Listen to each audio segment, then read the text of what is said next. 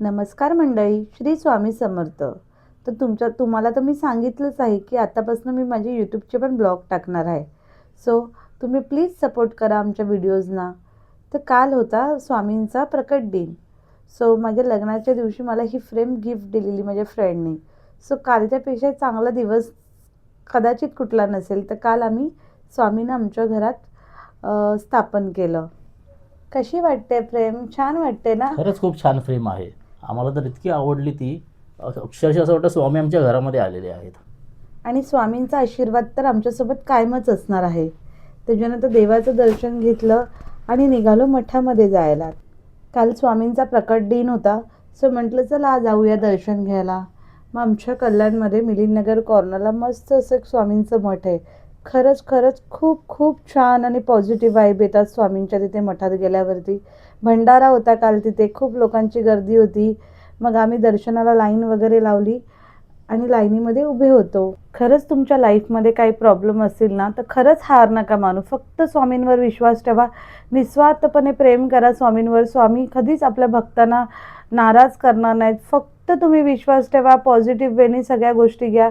आयुष्यात ज्या पण काही गोष्टी होतात खरंच खरंच ते खूप आपल्या चांगल्यासाठी असतात. तेव्हा आपल्याला असं वाटतं का वाय मी, का माझ्यासोबत असं झालं. पण खरंच थोडे दिवस गेल्यानंतर आपल्याला वाटतं यार बरं झालं माझ्यासोबत ते झालं. ते झालं म्हणून आज मी आहे. फक्त आपण आपल्या स्वामींवर विश्वास ठेवायचा. स्वामी बघा आपल्याला जे जे म्हणजे आपल्याला असं वाटणार पण नाही, आपण विचार पण नसेल केला ना, त्या गोष्टी सगळ्या आपल्याला स्वामी देणार. फक्त आपण विश्वास ठेवला पाहिजे, हार नाही मानली पाहिजे, सगळ्या गोष्टी पॉझिटिव्ह वेने घेतल्या पाहिजे. त्यानंतर आम्ही स्वामींचं दर्शन घेतलं.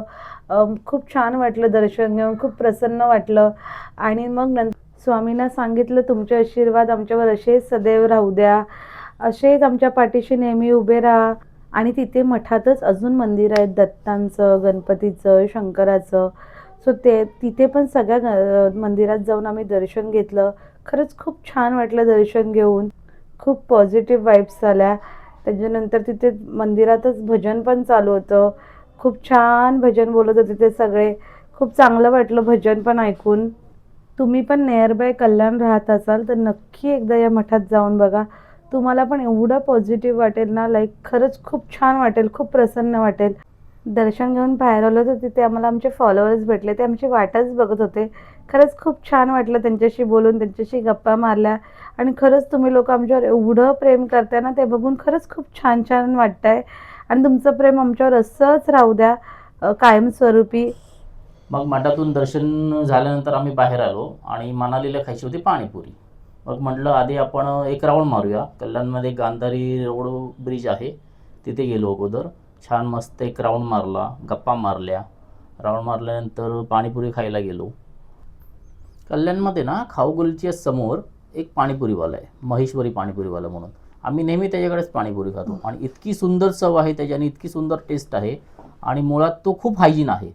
तिघा मित्रांनी मिळून तो व्यवसाय सुरू केला आहे आणि खूप छान प्रकारे ते तो सांभाळतात. आणि नुसतं पाणीपुरी व्यतिरिक्त तिथे भरपूर काही पदार्थ मिळतात, समोसा चाट, छोले चाट. पण आता सध्या गॅसचा प्रॉब्लेम असल्यामुळे त्याने फक्त 2-3 पदार्थच सुरू ठेवलेत. पण तुम्ही जर त्या एरियामध्ये असाल, खानदेश तडकाच्या बाजूला ग्राउंड आहे, तिथे तो पाणीपुरीवाल्याची त्यांची गाडी लागते. तर नक्की तुम्ही एकदा ट्राय करा. तर कसा वाटला आमचा ब्लॉग कमेंटमध्ये नक्की सांगा. आणि लाईक शेअर सबस्क्राईब करायला विसरू नका. जसं इन्स्टाला प्रेम देते तसं यूट्यूबला पण द्या. थँक्यू.